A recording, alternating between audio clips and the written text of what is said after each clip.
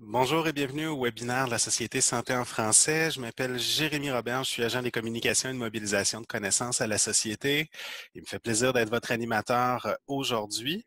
Nous vous proposons notre quatrième webinaire de la programmation automne 2018, webinaires qui sont regroupés sous deux types, donc la série découverte et la série développement professionnel. Tout d'abord, un petit survol de la société et des objectifs poursuivis par nos webinaires. Donc, la Société Santé en français est un mouvement national mobilisateur qui, par la force de ses 16 réseaux provinciaux, territoriaux et régionaux, travaille pour améliorer l'état de santé de l'ensemble des francophones et acadiens-acadiennes vivant en situation minoritaire au Canada, grâce à l'augmentation de l'accès à des services de santé de qualité offerts dans leur langue. Les objectifs poursuivis par les webinaires sont au nombre de 3. Premièrement, offrir un meilleur accès aux nouvelles connaissances. Deuxièmement, faciliter la prise de décision éclairée par les données probantes. Et troisièmement, favoriser les interactions entre producteurs et utilisateurs de connaissances.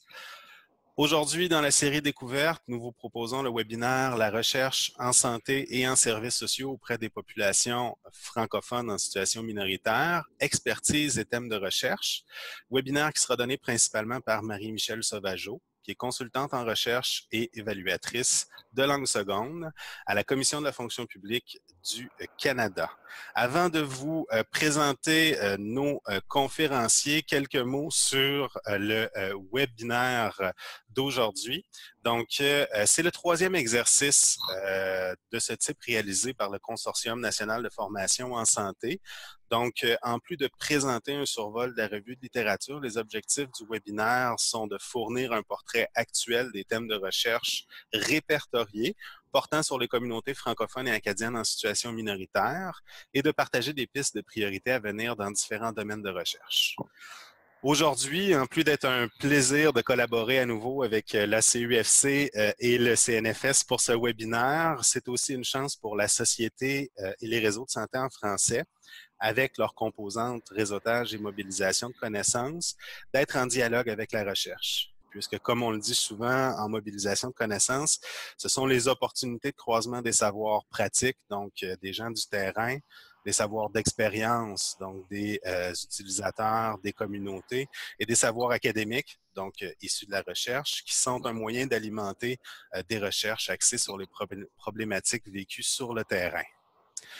Pour vous introduire nos présentateurs, donc tout d'abord, M. Éric Chevauchery est gestionnaire de la recherche à l'ACUFC depuis juin 2017.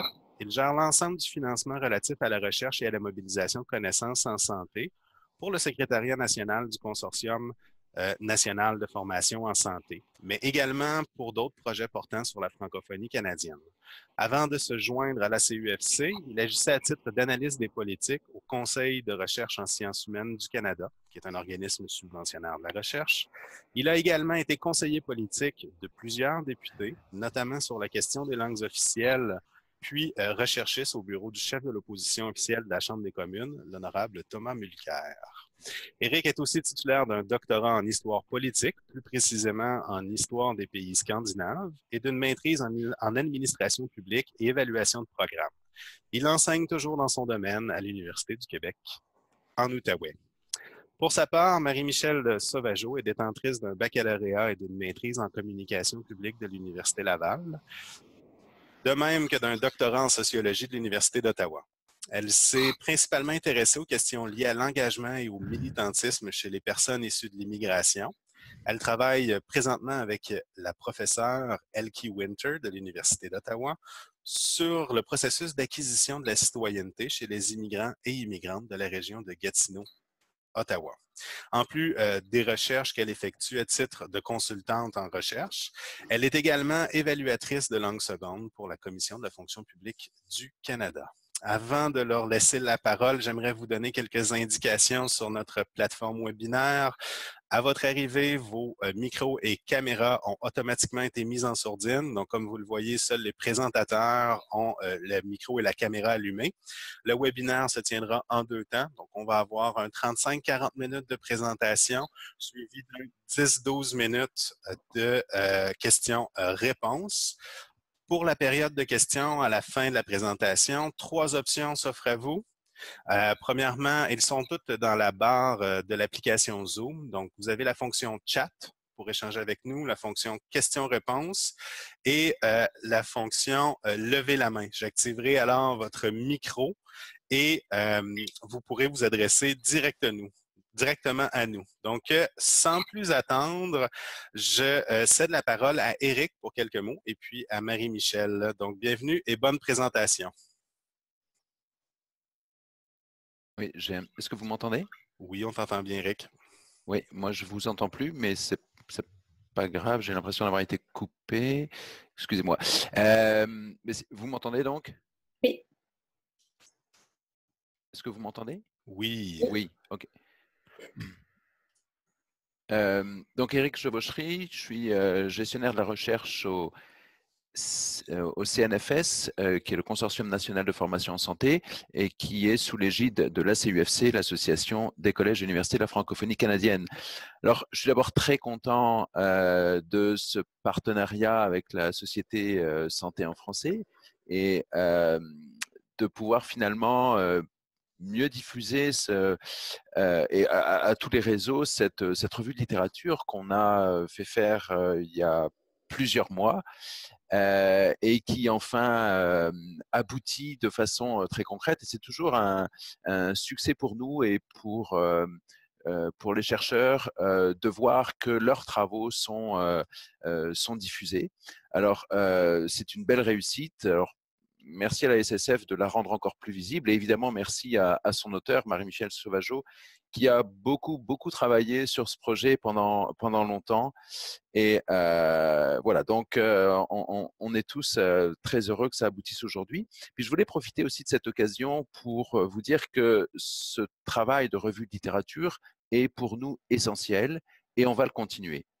Donc, on a déjà prévu dans les prochains mois de reprendre ce travail. Donc, on aura encore l'occasion de se voir sur ces questions qui sont essentielles pour nous. Hein.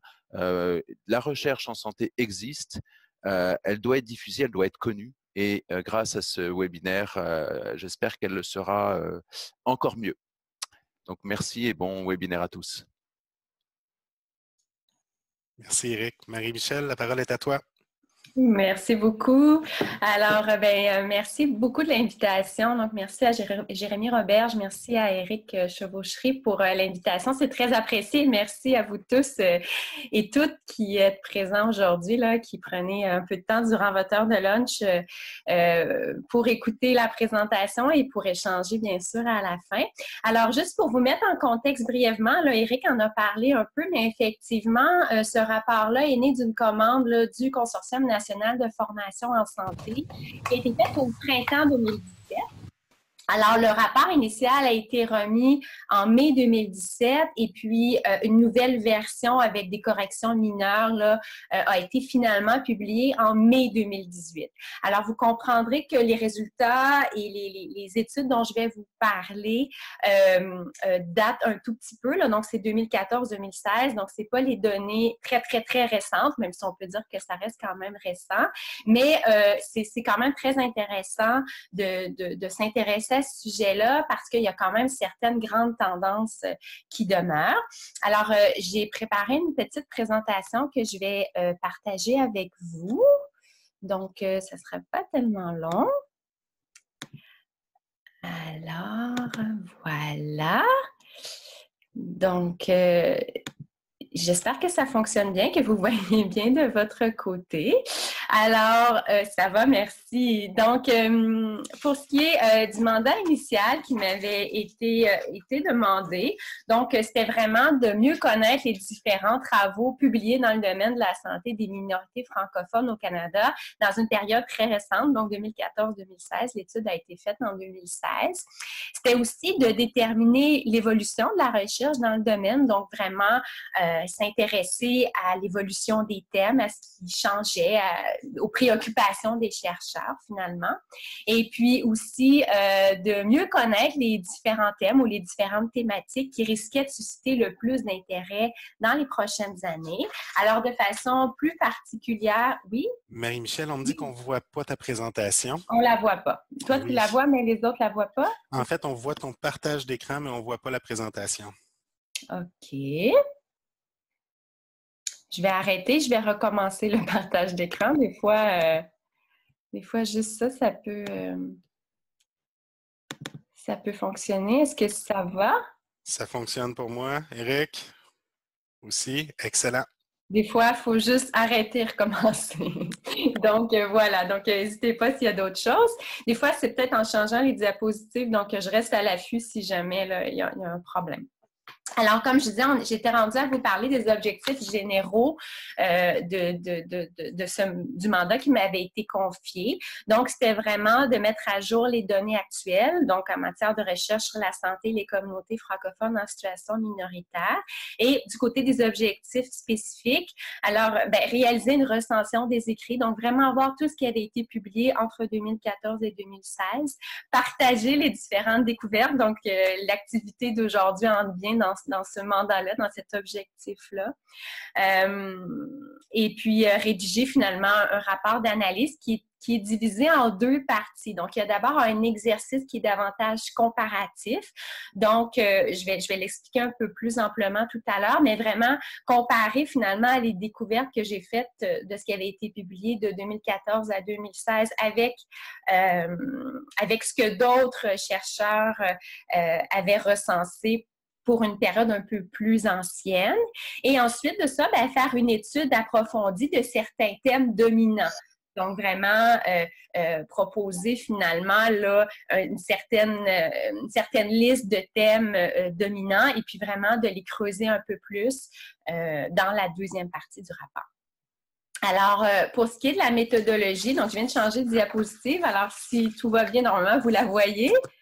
C'est bon? Merveilleux. Donc, pour ce qui est de la méthodologie, effectivement, j'ai fait d'abord une recherche documentaire à partir de 5 précédentes recensions. Donc, 5 recensions qui avaient fait un peu un travail similaire au mien, donc vraiment qui avaient fait une recherche sur les publications qui portaient sur la santé et les communautés francophones en milieu minoritaire. Et puis, vraiment d'aller voir, c'était quoi les thèmes qui étaient importants à l'époque. Donc, c'était la première étape. Et ensuite de ça, dans un deuxième temps, ce que j'ai fait, c'est une recherche des nouvelles entrées, tout simplement. Une recherche à travers les différentes bases de données pour voir qu'est-ce qui a été publié sur le sujet dans la période 2014 à 2016.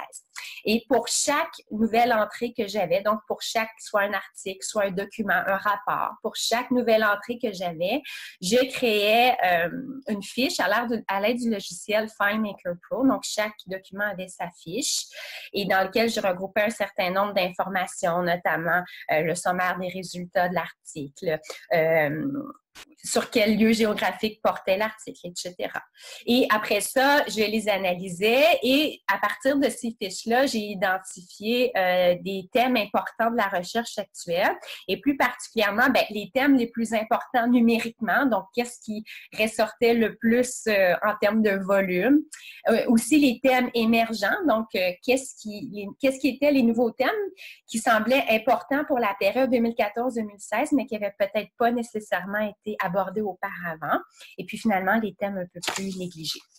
Alors, juste pour vous faire brièvement un état des lieux là, sur la progression du nombre de publications. Alors, ça, c'est des chiffres qui proviennent ici là, des anciennes recensions. Donc, ce n'est pas mes chiffres à moi, mais c'est des chiffres que j'ai compilés. Alors, ce qu'on remarque, c'est que mis à part la période de 2000 à 2004, ici, là, où il y a une baisse qui est enregistrée, on observe grosso modo une tendance à la hausse progressive du nombre de publications portant sur la santé et les francophones en contexte minoritaire. Particulièrement, là, je dirais, depuis là, la seconde moitié des années 1990. Alors, vous remarquez peut-être le 59 ici à la fin qui est un peu plus petit, donc il détonne peut-être un peu, mais je tiens à préciser que ce chiffre-là vient d'un rapport là, de Van Kemenade et Forêt et qui... eux, elles avaient une autre façon de classer les documents, c'est-à-dire qu'elles ont répertorié uniquement les publications scientifiques. Alors, tout ce qui provenait de la littérature grise n'était pas dans le rapport. Donc, il faut juste le préciser, ça peut expliquer la baisse. Et aussi, c'est 2010 à 2014, mais elles ont publié en 2014. Donc, possiblement qu'il y a d'autres rapports, d'autres articles qui ont pu être publiés à la fin de 2014 qui n'ont pas été pris en compte parce que leur rapport a été fait en 2014. Donc, ça explique peut-être la petite baisse qu'on voit ici. Mais dans l'ensemble, on peut remarquer que le nombre de publications a tendance finalement à progresser. Alors, un graphique ici qui vous démontre un peu l'évolution du nombre de publications. Alors, cette fois-ci, j'ai ajouté 2014-2016. Donc, ça, c'est mes chiffres à moi. Et j'ai remis encore une fois en perspective là, avec les autres recensions. Alors, cette fois-ci, c'est sur une période de 3 ans, mais on constate encore une fois là, la montée là, de la littérature consacrée à la santé et aux communautés francophones en situation minoritaire depuis la montée qui commence vraiment depuis les années 1990. Alors, il y a 2 creux. Hein? Malheureusement, la première chose qui nous saute aux yeux, c'est souvent les creux. Donc, 2002-2004 et puis 2008-2010. Encore une fois, là, il peut y avoir une différence là, notamment pour 2008-2010 au point de vue méthodologique. Donc, le fait que la littérature non scientifique n'est pas été prises en compte dans le cadre de ce rapport-là peut expliquer là, le petit creux. Du reste, par exemple, là, encore une fois, là, on observe vraiment là, une progression et surtout, j'attire votre attention sur 2014-2016, on atteint quand même 83 publications. C'est un chiffre qui n'avait pas encore été atteint là, auparavant, donc c'est quand même particulièrement notable. Alors, comme je viens de le dire, la production littéraire 2014-2016, une période très florissante, 83 documents recensés. Là-dessus, on compte 57 articles, oui, tirés de revues scientifiques, 12 rapports, 5 chapitres de livres, 4 thèses de maîtrise, 1 thèse de doctorat, 1 mémoire de maîtrise, ainsi que 3 textes tirés de communication scientifique. Donc, des gens qui avaient présenté dans le cadre de colloques scientifiques leurs résultats ou leurs réflexions et qui avaient publié d'une façon ou d'une autre le texte de leur communication et que j'ai pu retracer. Et d'un point de vue linguistique, il y a 73 publications en français et puis 10 en anglais. Alors, ce qui est intéressant aussi de regarder sur toute cette florissante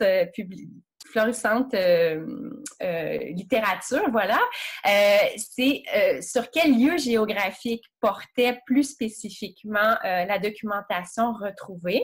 Alors, ce qu'on remarque là, c'est un tableau qui prend 2 diapositives, donc c'est que la première partie, on va aller voir la deuxième dans quelques instants. On remarque une prédominance là, effectivement, des textes traitant particulièrement de l'Ontario. Alors, avec un total là, ici, là, si on calcule les 3 premiers les trois premières cases, on arrive avec 30 textes attribués uniquement à la province de l'Ontario. Ça correspond à 36% du corpus. Ensuite de ça, suit la région du Nouveau-Brunswick et de l'Acadie avec 13 textes. C'est 16% du corpus. Et là, je ne compte pas là, le texte ici qui compare le Nouveau-Brunswick et Ontario. Donc, juste avec 13, c'est quand même assez important. Et puis, on note également là, le chiffre 27 ici là, qui est associé à des textes qui portaient sur le Canada français hors Québec en général. Donc, des textes qui portaient sur, bien sûr, la santé des communautés francophones en situation minoritaire, mais sans qu'un lieu géographique spécifique là, soit mentionné ou soit analysé. Alors ça, c'est le tiers du corpus, donc 33% quand même. Le reste du corpus, donc soit environ 10%, là, porte sur les autres provinces et territoires. Très, très, très légère dominance du Manitoba, là, avec trois textes qui lui sont exclusivement consacrés, sans compter l'étude qui compare là, Manitoba et île du Prince-Édouard. Donc, ces données ils vont un peu dans le même sens que celles observées par Forgue et ses collaborateurs qui, eux, avaient fait une étude similaire. Eux, ils avaient couvert une très grande période. Là, ils avaient fait la recension des années avant 1990 jusqu'à 2009. Mais ces auteurs aussi avaient remarqué que la littérature était dominée par l'étude du contexte ontarien à 42%. Suivi du Canada francophone hors Québec, en général, 23 %. Donc, moi, c'est un petit peu plus important. Là, on est à 33 %. Eux, c'était 23 %. Et finalement, Nouveau-Brunswick, 19 %. Donc, on est à peu près dans les mêmes chiffres là, au point de vue de la localisation géographique, si vous voulez, des études. Et j'attire aussi votre attention dans ce tableau-là au nombre total d'auteurs ayant consacré au moins une publication à la question. Donc, c'est 194 auteurs différents. Donc, quand je dis auteurs, là, ça peut être des individus, mais aussi des organismes, des organisations qui ont publié sur la question. Donc, on n'est pas loin du 200. Là. C'est quand même notable. Là. Ça démontre, selon moi, une certaine vivacité. Alors là, je dis vraiment des auteurs différents. Donc, il peut avoir le même auteur peut avoir travaillé sur plus d'une région géographique. C'est pour ça que le total ne correspond peut-être pas, mais en termes d'auteurs différents, on est à 194. Alors, si on aborde maintenant les principaux thèmes de la recherche pour 2014-2016, donc vraiment les découvertes que moi j'ai faites, d'un point de vue d'abord quantitatif. Alors, je veux juste apporter quelques précisions sur la question des thèmes, sur la façon dont j'ai classé les thèmes, la façon dont je les ai énoncés. C'est vraiment une classification qui se veut sociologique. Donc, qu'est-ce que je veux dire par là? C'est que vous allez voir que ce n'est pas des thèmes qui sont nécessairement médicaux, un peu comme ce que proposeraient les IRSC ou une vision un peu plus médicale du sujet. Donc, il y a certains thèmes qui sont associés effectivement à des problèmes de santé particuliers, mais en général, c'est vraiment l'idée d'aborder la question de la santé et des communautés francophones en situation minoritaire comme des phénomènes sociaux. Alors, par exemple, j'ai pas une catégorie sur l'arthrite ou une catégorie sur le cancer et tout ça. Donc, on n'est pas dans une logique médicale, quoique ça en fait nécessairement partie, mais vraiment dans une logique sociale. Autre précision sur la façon dont j'ai classé les thèmes, c'est que plusieurs thèmes pouvaient être associés au même article. Donc, c'est pas un article, un thème, mais si plusieurs thèmes principaux étaient abordés dans un même article, ben, je le prenais en considération. Et puis, au total, il y a 21 thèmes qui ont émergé des 83 documents que j'ai recensés.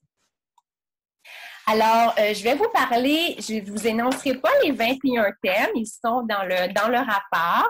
Je vais quand même vous en mentionner 10. Donc, je vais vous mentionner les 10 thèmes qui se sont le plus démarqués quant au nombre de publications qui étaient associées pour le thème. Alors, le premier thème, celui qui est le plus dominant, avec 32, c'est celui qui portait sur l'offre de services destinés aux francophones en milieu minoritaire. Donc, vous voyez que c'est vraiment très, très volumineux, puisque le second, on tombe déjà à 15 documents. Et c'est un document qui porte encore une fois sur un sujet qui est apparenté. Cette fois-ci, c'est vraiment sur les inégalités. Donc, c'est deux thèmes différents pour ma classification. Donc, ici, il est vraiment question d'inégalité, alors que dans le premier cas, c'est plus une analyse de qu'est-ce qui est offert en termes de services. Ensuite de ça, 13 documents portaient sur les enjeux et les défis liés à la pratique professionnelle, donc les défis liés pour les professionnels de la santé qui pratiquent en milieu francophone minoritaire. 12 documents portaient sur la formation de ces professionnels, donc la formation spécifique associée aux défis, aux enjeux, encore une fois, d'offrir des soins de santé ou de pratiquer toute forme de soins de santé en contexte francophone minoritaire. 13 documents portaient spécifiquement sur les personnes âgées, 12 documents sur les femmes. Ensuite de ça, 10 documents portaient sur la santé mentale, 8 sur la santé et le fait de vivre en milieu rural ou en milieu isolé, donc les défis spécifiques que ça apporte sur la santé quand on est membre d'une communauté francophone en situation minoritaire et qu'en plus on vit soit en milieu rural ou en milieu isolé. 7 documents portaient sur la violence conjugale et 7 documents aussi sur les phénomènes de pauvreté et d'isolement social. Donc, c'est les 10 thèmes qui rassemblaient finalement le plus de documents. Alors, qu'est-ce qu'on peut remarquer sur l'évolution et le traitement des thèmes depuis les années 90? Donc, si je fais un parallèle entre les thèmes que j'ai, moi, remarqués, que j'ai analysés, les chiffres que j'ai compilés et ce qui avait été présent là, ou ce qui avait été noté dans les autres recensions qui avaient fait des exercices similaires aux miens, mais pour des périodes antécédentes. Alors, grosso modo, augmentation générale, on l'avait vu déjà tout à l'heure, donc du volume de publication. Du côté des thèmes qui ont été un petit peu moins abordés pour 2014-2016, c'est peut-être moi qui les ai pas trouvés, hein? On n'est pas infaillible, mais dans toute la recherche que j'ai tenté de faire la plus exhaustive possible, j'ai trouvé peu de textes qui portaient sur l'évaluation des programmes et des organismes, disons un nombre un peu moins élevé que ce qui avait été observé auparavant. Et j'ai aussi, par contre, vu l'apparition de nouveaux thèmes, donc des choses qui étaient pas nécessairement dans les autres recensions, qui sont apparus finalement pour la période 2014-2016. Donc, par exemple, les soins à domicile, la santé sexuelle, la petite enfance, toute la question des proches aidants, des services périnataux, et puis l'étude des groupes de réflexion sur la question de la santé en contexte linguistique minoritaire. Alors, je veux quand même juste préciser que cet exercice comparatif demeure un exercice délicat hein, parce que je n'irais pas jusqu'à dire qu'on compare des pommes avec des oranges, mais c'est quand même d'autres chercheurs qui ont fait d'autres études avec d'autres priorités en tête. Donc, forcément, à la fin, on n'arrive pas nécessairement avec les mêmes thèmes. On a des sensibilités, oui, différentes en tant que chercheur. Donc, forcément, j'ai tenté de faire du mieux que j'ai pu, de regrouper et de créer des thèmes qui avaient déjà été notés auparavant, mais ça reste, comme je vous dis, un exercice qui est délicat, donc il faut prendre ça un petit peu avec un grain de sel. Il faut être prudent, disons, dans la comparaison qu'on peut faire, mais encore une fois, il y a des grandes tendances qui se dégagent, alors ça demeure quand même un exercice intéressant en soi. Alors, on va maintenant passer au côté plus qualitatif, finalement, de l'étude. Donc, encore une fois, en se concentrant sur la littérature très, très récente, donc 2014-2016. Alors, dans mon mandat, on m'avait demandé d'identifier des thématiques prioritaires. Donc, vraiment, de creuser les thèmes que j'avais identifiés, de vraiment les décortiquer, les analyser, puis d'essayer de trouver, bien, qu'est-ce qui semblait prioritaire pour la communauté scientifique, pour les chercheurs dans cette période-là? Donc, c'est vraiment un exercice d'analyse des principaux thèmes qui implique parfois de regrouper certains de ces thèmes-là, qui insistent effectivement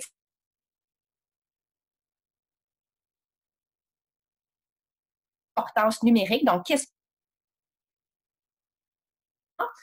mais aussi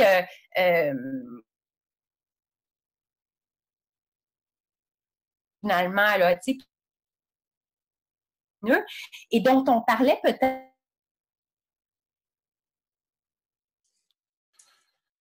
Oui, effectuée sur un thème similaire. Oui. Marie-Michel, oui. Il semble y avoir des petits enjeux de connexion. Je te laisse poursuivre, mais on a manqué je dirais, tes 30 dernières secondes. D'accord. Si je me replace dans le passé il y a 30 secondes, j'expliquais tout simplement que j'avais identifié des thématiques prioritaires. Je m'excuse si je me répète. Donc, des thématiques prioritaires. Donc, c'est un exercice d'analyse des principaux thèmes. Donc, vous vous souvenez des 21 thèmes que j'avais tout à l'heure. Donc, ce que j'ai cherché à faire, c'était vraiment parfois d'associer des thèmes apparentés pour distinguer des grandes tendances dans la production scientifique. Et puis, vraiment, aller voir d'un point de vue numérique, d'un point de vue du volume de la production, qu'est-ce qui était le plus populaire, hein? Et aussi d'essayer de voir qu'est-ce qui était émergent. Donc, quels étaient les thèmes qui tout à coup prenaient de l'ampleur et qui n'avaient pas été nécessairement remarqués ou qui n'avaient pas nécessairement été notés par les autres recensions. Donc, il y avait 4 thèmes prioritaires: planification des services de santé en milieu francophone minoritaire, les enjeux rencontrés par les professionnels de la santé, vieillissement et personnes âgées, problématiques de santé mentale. Et il y a 2 autres enjeux aussi qui m'apparaissaient importants, là, santé des femmes et la formation des professionnels. Alors, on va commencer tout de suite avec le premier, donc la planification des soins de santé. Alors, 43 documents recensés, là, c'est quand même pour la seule période 2014-2016, donc c'est quand même assez important. Donc, ça regroupe les thèmes de l'offre active qu'on parlait tout à l'heure, d'inégalités en matière d'accès, puis de la question de l'évaluation des programmes, des organisations et des instituts. Donc, j'avais quelques exemples, mais étant donné le temps qui file, je vais peut-être réserver ça pour s'il y a des questions là-dessus, là, sur quel type d'études spécifiquement a été faite là-dessus. Mais je vais vraiment juste vous expliquer en quoi ça consiste. Donc, quand on parle de planification des soins de santé, on parle d'études qui vont s'attarder, par exemple, à établir les besoins spécifiques des communautés en termes de soins de santé. C'est aussi des études qui vont dresser des portraits de certaines populations particulières afin justement de mieux planifier l'offre de services de soins de santé à leur endroit. Des études qui vont parler aussi de l'évaluation du système de santé, donc par exemple la perception des usagers face au système de santé. Des études qui vont porter aussi sur l'opinion des professionnels de la santé. Des études qui vont tenter de mesurer l'efficacité de certains outils visant une meilleure planification des soins de santé. Alors, comme vous pouvez le voir, il y a plusieurs angles finalement qui sont abordés là, sous cette grande thématique-là. Donc, on va s'intéresser tant du point de vue de la production scientifique, on s'intéresse tant au point de vue des usagers qu'au point de vue des membres du personnel là, qui offrent des soins en santé, que celle des gestionnaires aussi de soins de santé. On va aussi se préoccuper de l'évaluation des organismes qui dispensent des soins de santé. Et puis, on va présenter des analyses plus globales, oui, sur les besoins socio-sanitaires en matière de services de soins de santé. C'est pas un thème qui est nouveau. Alors, c'est un thème qu'on voyait déjà dans les anciennes recensions. Il se distingue parce que c'est vraiment dans une ampleur là, assez importante. Donc, c'est vraiment une thématique qui m'apparaît très, très dynamique, du moins pour 2014-2016. Et c'est une thématique qui est nourrie de différentes perspectives, ce qui en soi la rend encore plus dominante, selon moi. Alors, au point de vue de la deuxième thématique, donc les enjeux rencontrés par les professionnels de la santé. Donc, c'est vraiment des études qui vont s'intéresser au vécu des professionnels de la santé, que ce soit du point de vue des obstacles qu'ils doivent affronter dans leur profession ou tout simplement les particularités du fait de faire leur métier dans des contextes linguistiques minoritaires. Donc, c'est associé à 13 documents, 16% du corpus. Alors, on va parler dans cette thématique-là là, d'études qui vont se consacrer sur l'enjeu de pratiquer en milieu francophone minoritaire de façon globale. Du manque, des études aussi qui vont parler du manque de préparation adéquate des professionnels de la santé, hein, parfois qui sont lancés dans des milieux sans recevoir une préparation suffisante. Les barrières rencontrées par les professionnels de la santé en milieu francophone minoritaire, les possibles difficultés de collaboration avec certains gestionnaires de soins de santé, la prestation de services à des populations aux besoins diversifiés. Donc, on parle effectivement de donner des services de soins de santé, oui, à des populations francophones en milieu minoritaire, mais qui peuvent avoir en plus d'autres besoins, que ce soit des minorités ethnoculturelles, par exemple, ou des gens qui vivent avec des problématiques de santé mentale. Donc, vraiment des besoins diversifiés, en plus du fait d'être en milieu là, linguistique minoritaire. Les difficultés liées à l'embauche aussi là, de personnel qualifié et francophone ou francophile. Et puis, les solutions aussi proposées par les professionnels de la santé. Donc, tout ça, c'est une série c'est le genre d'études, finalement, qu'on retrouve sous cette thématique-là. Alors, j'ajouterais que la plupart des études portant sur ce thème reconnaissent d'emblée l'importance du personnel de la santé et des services sociaux dans la question des soins de santé offerts aux populations francophones en milieu minoritaire. Donc, on va s'intéresser aux enjeux, aux difficultés et aux barrières qui sont associées à leur pratique et qui vont nécessairement influencer le rapport que ces professionnels vont entretenir face à la prestation de services en français en milieu minoritaire. Alors, c'était une idée qui était encore une fois déjà présente dans les recensions antérieures. La différence notable, c'est que de ce que je comprenais des autres recensions, c'est que à l'époque, on parlait surtout de sensibilisation. Donc, les articles scientifiques disaient, bien, c'est important de sensibiliser les professionnels de la santé au fait que le fait de pratiquer en milieu francophone minoritaire, c'est différent. Ça apporte des enjeux différents. Donc, on parlait de sensibilisation. Ici, j'ai l'impression qu'on va plus loin. Donc, je ne dis pas que la sensibilisation est plus importante, bien au-delà de ça, mais simplement que là, on va creuser plus loin. Là. Donc, on va vraiment aller voir, c'est ça, l'opinion des professionnels. On va aller voir les difficultés de collaboration avec les gestionnaires, l'embauche du personnel. Donc, on va aller vraiment gratter un peu plus, là, mais toujours dans cette perspective-là. Thématique 3, alors le vieillissement et personnes âgées. Donc, on le dit constamment dans les médias, on est devant, et les démographes aussi nous le disent, on est dans une société de plus en plus vieillissante. Donc, la littérature portant sur la santé et les communautés francophones en milieu minoritaire semble suivre cette tendance démographique-là. Donc, 13 documents analysés, 16% du corpus. Donc, dans la très grande majorité de ces textes-là, l'âge et la langue dans le contexte minoritaire vont être présentés comme deux déterminants de la santé et le fait qu'ils soient combinés l'un avec l'autre va contribuer à fragiliser encore plus la population. Donc, ce qu'on dit finalement, c'est que les personnes âgées sont déjà une portion peut-être un peu plus fragilisée de la population canadienne. Si en plus, ces gens-là sont en situation linguistique minoritaire, bien, ça peut contribuer ultimement là, à les rendre encore plus fragilisés. Alors, le type d'études qu'on va retrouver notamment, on va parler par exemple du français dans les résidences pour personnes âgées où la langue dominante est l'anglais. Donc, les défis que ça peut poser. Il va y avoir aussi des études qui vont s'intéresser à trianguler le phénomène de l'âge et de la langue minoritaire avec d'autres facteurs de vulnérabilité, donc que ce soit par exemple les problèmes de santé mentale, par exemple. Et aussi, il va y avoir des questions, des études plutôt qui vont s'intéresser aux proches aidants. Alors, ceux qui viennent vraiment en aide aux personnes âgées. Alors, dans l'ensemble, on observe une nette progression là, de la littérature à ce sujet entre 2014 et 2016, encore une fois, comparativement à ce qui avait été analysé antérieurement. Alors, pour ce qui est la quatrième thématique, c'est la santé mentale. Donc, 11 textes qui abordent la question de la santé mentale en rapport avec les communautés francophones en situation minoritaire, donc 13% du corpus.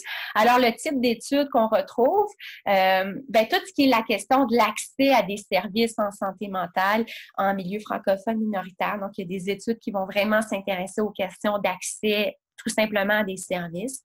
Il y a aussi des analyses socio-historiques, donc qui vont porter sur la prestation, qui vont faire une analyse historique finalement de la prestation du soin de santé en matière de santé mentale là, dans le passé finalement. On fait une analyse historique et même chose sur les politiques publiques sur la santé mentale.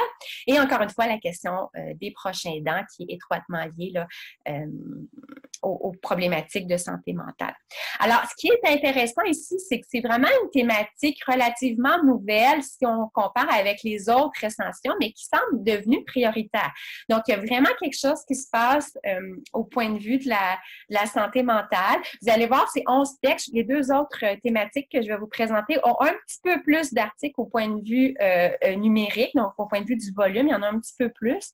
Mais ce qui est intéressant ici, c'est la nouveauté et l'engouement l'engouement que ça suscite, parce que c'est quand même 13% du corpus. Et puis, j'ai fait une petite recherche rapide, là, pas aussi exhaustive, mais je suis quand même allée voir ce qui avait été fait là, sur le thème santé et communauté francophone en situation minoritaire pour 2017-2018. Et ça continue, là, vraiment, là, tout ce qui est les questions de santé mentale, là, il y a vraiment une effervescence autour de ça. Donc, ça prouve finalement là, que c'est vraiment une thématique dominante. Alors, autre thématique importante, la question des femmes. Alors, 13 documents analysés, donc 16% du corpus, donc c'est un petit peu plus là, que santé mentale. Ce qui est important de préciser, c'est que là-dessus, il y a 7 études qui abordaient la question plus spécifique de la violence conjugale. Donc, on était plus du côté là, des analyses en services sociaux.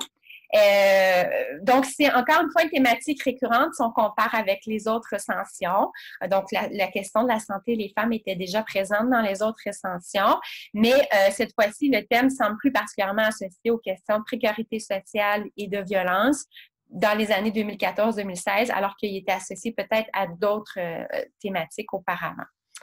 Alors, ce que j'ajouterais aussi pour cette thématique-là, c'est que dans la plupart des études recensées, les auteurs établissent souvent une relation triangulaire entre le fait d'être une femme, le fait d'être issue d'une minorité linguistique et le fait d'être affecté par une autre variable qui peut contribuer à un état de précarité sociale et physique plus grande, comme la pauvreté, par exemple. Donc, on va trianguler pauvreté, genre et minorité linguistique, ou la vulnérabilité sociale, ou l'appartenance à une minorité ethnoculturelle. Donc, c'est un peu le genre d'études qu'on va retrouver autour de la question des femmes.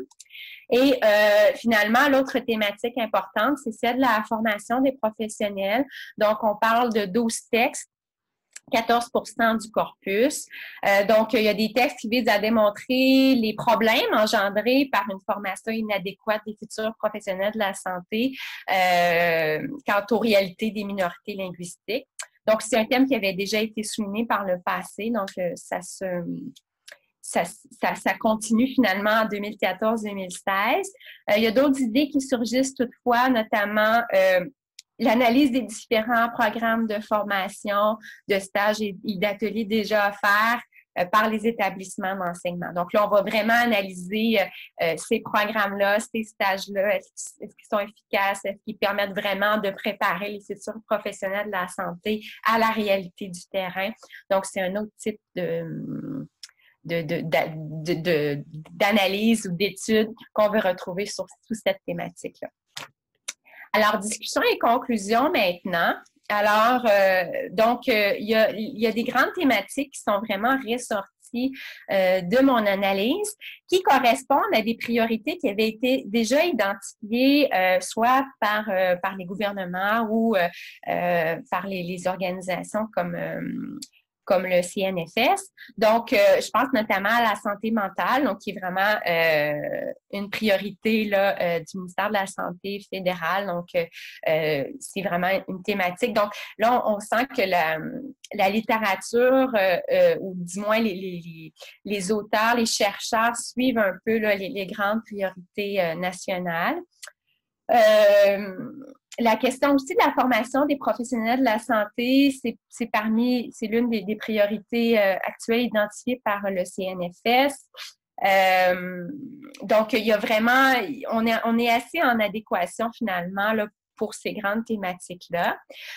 J'attire aussi votre attention sur 2 sujets émergents. Donc, c'est pas des sujets qui ont nécessairement recueilli un nombre faramineux de publications, mais on sent qu'il y a un intérêt soutenu. Probablement que c'est des thèmes qui vont être intéressants à suivre dans les prochaines années. Donc, toute la question des soins à domicile, qui est assez apparentée finalement avec la question du vieillissement et des personnes âgées. Donc, tout ce questionnement-là sur qu'est-ce qu'il faut mettre en place pour permettre à des personnes âgées en milieu linguistique minoritaire de demeurer à la maison finalement. Donc, ces questions-là. Et c'est encore une fois associé à l'autre sujet émergent aussi, qui est l'idée des proches aidants. Donc, j'ai l'impression que c'est quand même des sujets porteurs pour l'avenir. Pas encore énormément d'études 2014-2016, mais on sent qu'il y a un intérêt de la communauté scientifique quand même. Donc, ça va être à suivre dans le futur, finalement. Alors, les défis, donc d'abord, malgré que ce soit quand même des priorités nationales, il y a encore peu d'études, du moins encore une fois pour la période 2014-2016, portant sur la jeunesse et la petite enfance. J'ai toutefois vu là, dans ma petite recherche que j'ai faite, là, non exhaustive et très, très brève sur 2017-2018, j'ai quand même vu des choses qui touchaient un peu plus la jeunesse. Là, entre autres, il y avait un numéro spécial. Là, donc, en tout cas, bref, on pourra en reparler, mais il y a quand même un petit peu plus d'effervescence, mais ça manquait un peu. Et puis, l'autre défi, je dirais qu'il y a beaucoup d'études qui sont, que j'ai recensées, qui sont peut-être de nature un peu plus exploratoire, qui vont faire des études de cas, donc qui vont vraiment se centrer sur des lieux géographiques ou des contextes très, très particuliers, ce qui est, pour moi, qui est sociologue, qui est fantastique. Je trouve qu'on peut ressortir beaucoup de choses là.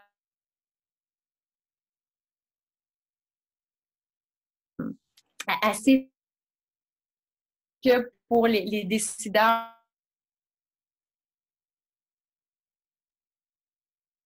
instables. Je ne sais pas si vous me perdez. Est-ce que ça va? On a perdu tes 3-4 dernières phrases, Marie-Michel. Petit indicateur. Donc, ce que je disais, ah oui, en plus, c'était important parce que ce que je disais, c'était j'insistais simplement sur l'importance des défis. Donc, je disais qu'il y avait peu d'études sur la jeunesse et la petite enfance. Et ensuite, ce que je disais, c'est que qu'il y avait beaucoup d'études que j'avais recensées qui étaient de nature plus exploratoire et qui se concentraient sur des contextes géographiques particuliers. Et ce que je disais, c'est que moi, en tant que sociologue, je trouve que ces études-là extrêmement pertinentes et je pense que ça apporte beaucoup au savoir collectif. Malheureusement, les bailleurs de fonds, les gouvernements, souvent, ce qu'ils sont à la recherche, c'est de grandes statistiques, de grandes études qui portent sur des grands ensembles. Alors,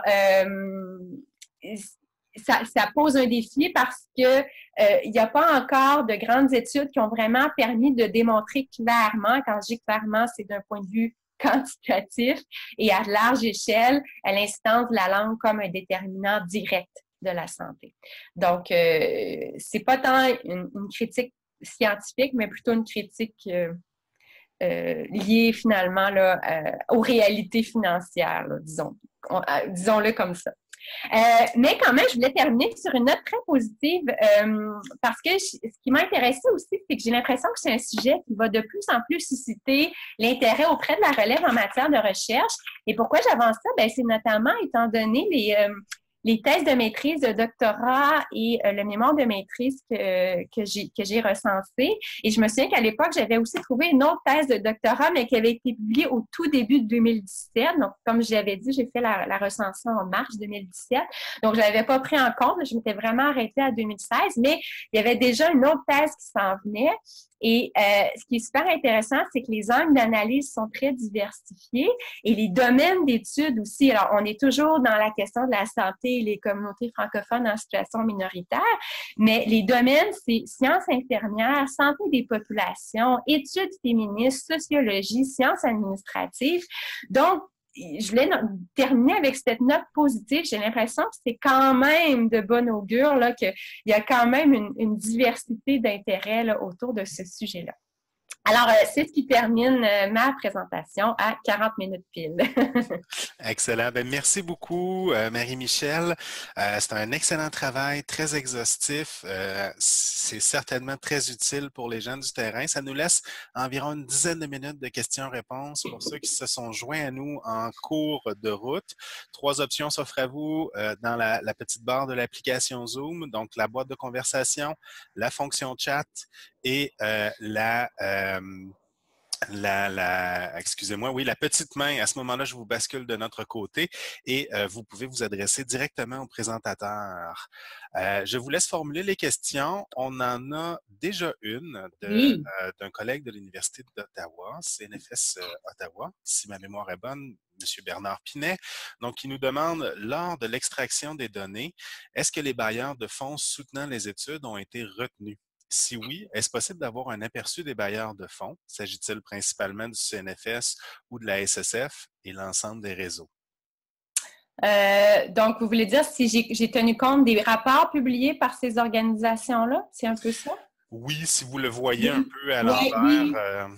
Oui, j'ai pas les chiffres exacts, mais oui, effectivement, j'ai tenu compte de ce qui avait été publié partout finalement. Donc, la littérature, ce qu'on appelle la littérature grise, là, donc pas juste ce qui avait été publié au point de vue scientifique, là, a été prise en compte.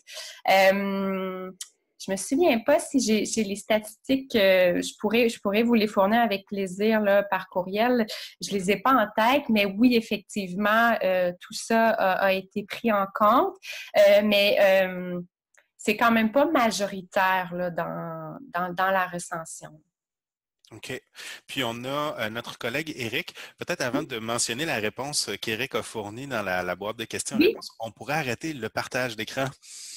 Ça va nous permettre oui, bien sûr, de nous voir. excusez-moi. Il n'y a pas de problème. Bien sûr. Donc, Éric nous mentionnait donc non, le financement des recherches ou des chercheurs n'a pas été analysé, mais il serait relativement facile de le faire. Ces données seraient importantes à collecter lors d'une prochaine revue de littérature. Merci, Éric, pour la réponse. Et puis, Éric, tu peux revenir parmi nous si tu le souhaites. Oui. Oui, est-ce que tu voulais compléter? Oui, juste pour dire, parce que c'est un sujet là, évidemment qui m'intéresse beaucoup, c'est de savoir derrière ces études, quels sont les bailleurs de fonds, qui a financé ces études. Mhm. On pourrait les faire, moi je peux croiser avec les études qui ont été financées par exemple par le secrétariat national ou les chercheurs qui sont soutenus par le secrétariat national ou par les CNFS Ottawa, Moncton ou autres. Je pense que peut-être certaines études ont été financées au Oui. travers des réseaux de SSF ou parfois par les IRC ou le CRSH. Ces données sont accessibles sur les différents sites, donc il faudrait faire un petit travail de croiser en fait les. Bon, bien qu'on ne sache pas systématiquement si l'article publié a un unique financeur ou bailleur de fonds, parfois il peut en avoir 2 ou 3, parfois ça peut être le résultat de plusieurs années de financement. Mais définitivement, lors d'une prochaine revue de littérature, je pense que c'est un élément qui serait très intéressant en fait de savoir qui finance la recherche principalement. Bon, on le devine là, c'est un peu les gens autour de la table ici, mais c'est définitivement une question sur laquelle on va se pencher. Oui, absolument. Puis j'ajouterais aussi qu'il y a beaucoup, beaucoup d'études qui combinent des collaborateurs. Donc, effectivement, parfois, un collaborateur a été financé pour une dimension de son projet et là, il s'associe avec un autre. Donc là, ou plusieurs collaborateurs. Donc, effectivement, déterminer à quel point la recherche publiée a été financée, ça peut s'avérer un peu complexe, mais je vois bien, là, je comprends mieux maintenant la question, vous voulez en venir. D'accord. On a deux questions dans notre boîte de Oui. conversation. Donc, la première, y a-t-il une compilation des études par thème disponible? Je vais répondre rapidement à ceci. Effectivement, dans la préparation du webinaire, on a travaillé en collaboration avec Marie-Michel et Éric pour justement voir un peu ce qu'il y a en arrière de l'étude et puis rendre les références bibliographiques disponibles. Donc, effectivement, là, par thème, puis on pourra voir parmi les articles répertoriés, ceux et celles qui sont en consultation libre là, aussi sur le web.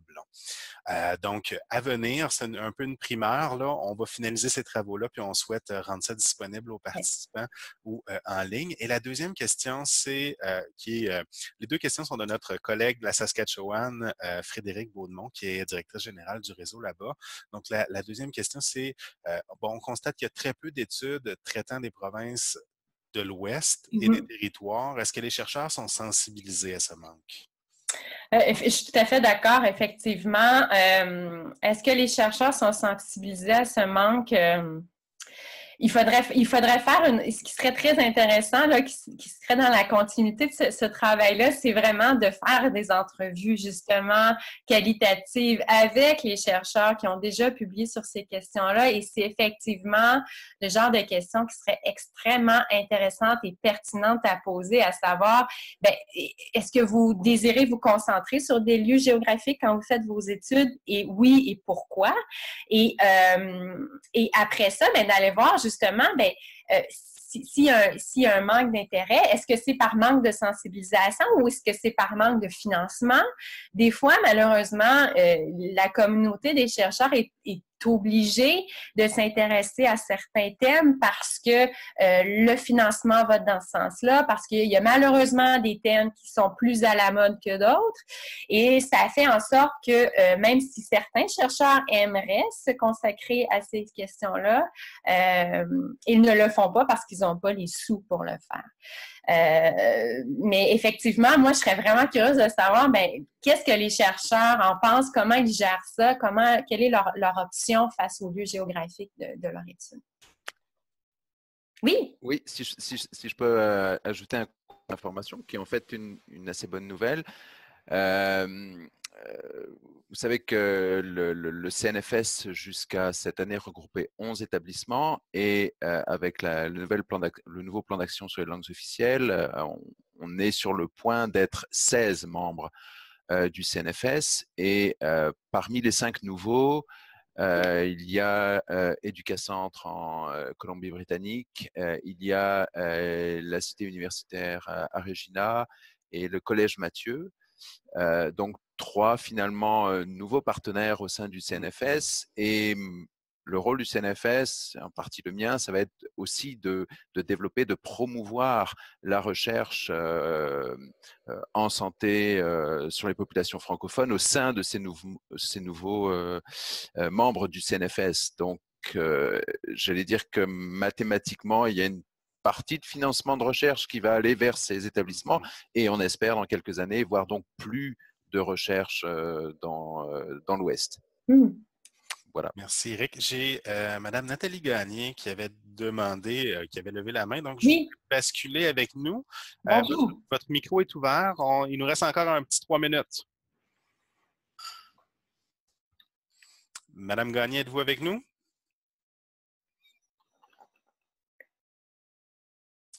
Bon, malheureusement, on ne l'entend pas. Bon. Je vais aller à une question qui est formulée dans la boîte de conversation. Madame Gagné, je vous laisse ici.